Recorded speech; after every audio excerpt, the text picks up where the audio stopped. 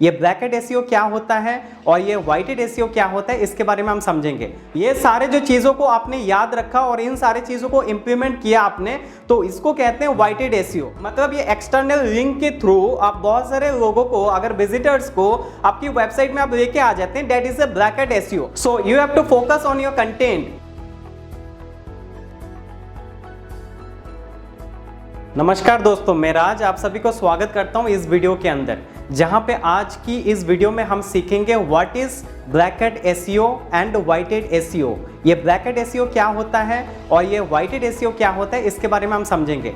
अगर आप एक लेमैन है जो जिंदगी में कभी आपने एसईओ नहीं किया है तो डरने की जरूरत नहीं है। ये एक टेक्निकल टर्म है जहां पे मैं आप लोगों को डिटेल में समझाऊंगा कि ब्रैकेट एसईओ और वाइटेड एसईओ होता क्या है। ये बहुत इजी है समझने के लिए।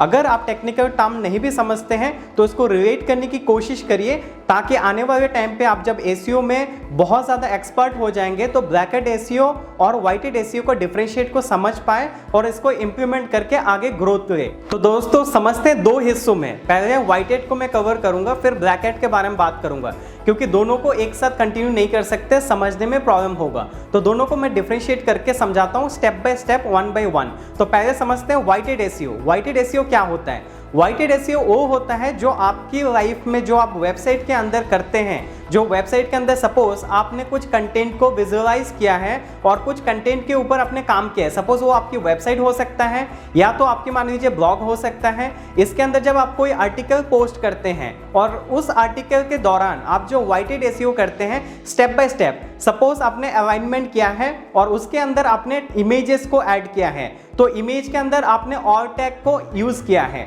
उसके बाद आपका आ जाता है जैसे कि Meta tag, Meta title, Meta descriptions. ये सारे जो चीज़ों को आपने याद रखा और इन सारे चीज़ों को इंप्लीमेंट किया आपने, तो इसको कहते हैं वाइटेड एसईओ। और वाइटेड एसईओ के अंदर और भी कुछ चीज़ें हैं, मैं बता देता हूँ। जब आपने कुछ आर्टिकल को पोस्ट किया तो एटलीस्ट आप 800 मिनिमम लेटर्स का, वर्ड्स का आपको क्या करना है, उसको अलाइनमेंट के साथ आपको सारे वर्ड्स को अलाइन करना है और उसके ऊपर सेंटेंसेस बना के काम करने हैं। आपकी जो आर्टिकल जो होगा, कंटेंट होगा, वो फ्रेश एंड इजी वे में लोगों को, जो व्यूअर्स होंगे आपकी जो कंटेंट पढ़ेंगे, उसको इजीली समझ में आए अच्छे से, ताकि वो जो वाइटेड एसईओ जो आपके वेबसाइट के अंदर या ब्लॉग के अंदर जो बॉट आएगा आने वाले टाइम पे, जो आपकी ऑर्गेनिक में रिजल्ट में सर्चेस में आएंगे गूगल के रैंकिंग में, तब आपको क्या होगा, आपको वहां पे देखना है कि कौन से चीजों को आपको ध्यान रखना है। फर्स्ट ऑफ ऑल आपको ध्यान रखना है टाइटल, मेटा डिस्क्रिप्शन और जो अलाइनमेंट आप इमेजेस का करेंगे, उन सारी चीजें क्लियर विजन में हो। अगर आपके पास कुछ वीडियोस हैं और उन वीडियोस को अगर आप ब्लॉग के अंदर काम करते हैं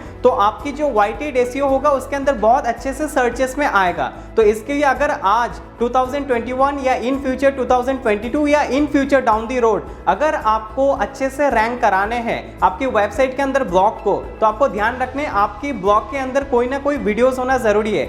अगर आप खुद वीडियोस बनाते हैं बहुत अच्छी बात है, अगर आप खुद वीडियोस नहीं भी बनाते कोई बात नहीं, आप किसी भी यूट्यूब का वीडियोस लेके उस लिंक अप जरूर करें, ताकि आने वाले टाइम पे जब आपकी सर्चेस में आना शुरू हो जाए आपके वाइटेड एसईओ के थ्रू, तो आपको क्या होगा, उन वीडियोस के थ्रू सर्चेस में बहुत ज्यादा मदद मिलेगा। तो दोस्तों हमने कुछ समझा है जो वाइटेड एसईओ के बारे में। वाइटेड के बारे में और भी मैं थोड़ा सा डिटेल जाऊंगा।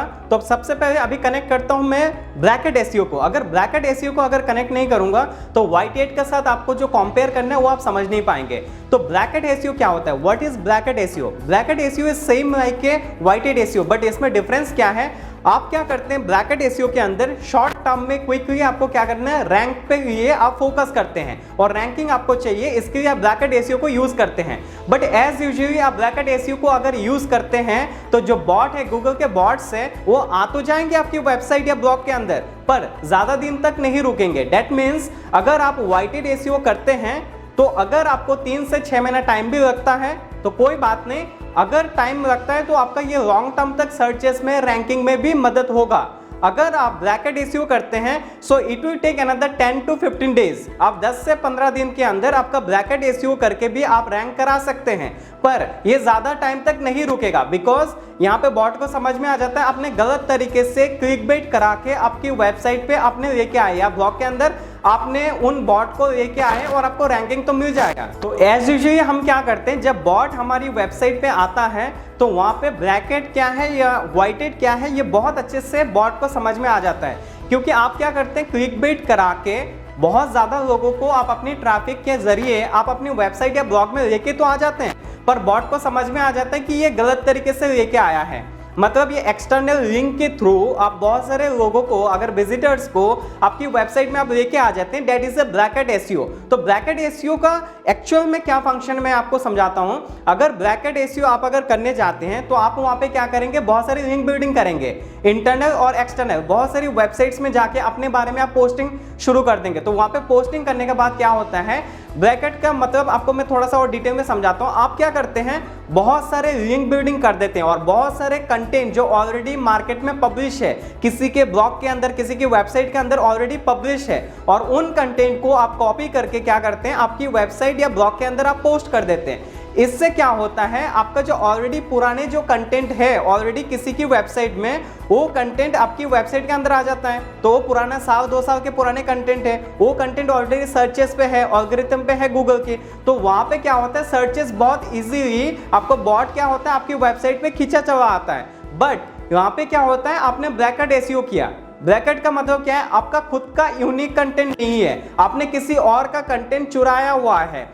अगर वो कंटेंट किसी और की वेबसाइट्स का है तो आपने क्या किया, उस जो गूगल की एल्गोरिथम है उस एल्गोरिथम को आपने वायलेंट किया है, जिसके कारण एल्गोरिथम को अपने टर्म्स एंड कंडीशन जो पॉलिसीज होता है उन पॉलिसीज को आपने माना नहीं है। इसके कारण क्या होता है, वो ब्रैकेट एसईओ में काउंट हो जाता है। तो आपको समझ में आ गया होगा वाइटेड क्या है और ब्रैकेट क्या है, क्योंकि इस वीडियो में अगर मैं और डिटेल में आप लोगों को बताऊंगा तो वीडियो बहुत ज्यादा लंबा हो जाएगा। इसीलिए मैं शॉर्टली इतना ही कवर करना चाह रहा हूं कि वाइटेड का बेसिक क्या है और ब्रैकेट का बेसिक क्या है, ये दोनों के बारे में आपने अच्छे से समझा होगा इस वीडियो के अंदर। तो दोस्तों क्विकली हम समरी को समझते हैं कि वाइटेड और ब्रैकेट के बीच में क्या डिफरेंस है, अपने तो समझ चुके हैं।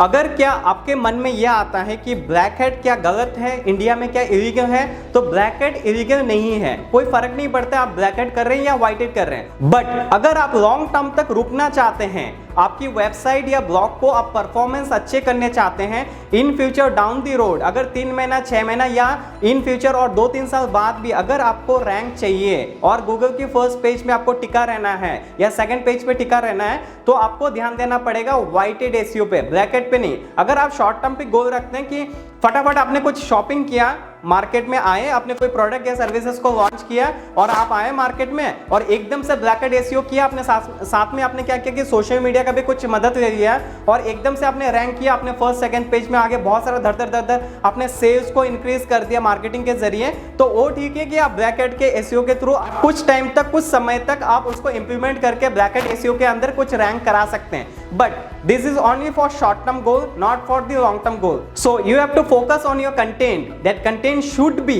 unique, it should be written by you, not copied by someone else. सो आपको वहां पे ध्यान देना है कि कंटेंट पूरा का पूरा यूनिक होना चाहिए। यूनिक मतलब आप अपने हाथ से खुद लिखे उन कंटेंट को, आपकी पैशन के अकॉर्डिंग, आपकी सर्विसेज के अकॉर्डिंग, आपकी प्रोडक्ट के अकॉर्डिंग, आपकी जो रिलेवेंट कंटेंट है, आपको जो आप जिस चीज में अच्छा लगता है आपको उसके रिलेटेड ही आप कंटेंट लिखिए और आपके दिल से होना चाहिए। यहाँ से आप किसी का चुराया हुआ कंटेंट को नहीं उठाना है, कॉपी पेस्ट नहीं करना है, इससे आपका ही नुकसान होने वाला है। तो आपको ऑलवेज फोकस करना है। अगर लॉन्ग टर्म पे आप खाना चाहते हैं, लॉन्ग टर्म की गोल बनाते हैं, तो you should always apply the white hat SEO. आप वाइटेड एसईओ पे फोकस करें। तो मिलते हैं नेक्स्ट वीडियो में, तब तक सीखते रहें और आगे बढ़ते रहें। धन्यवाद।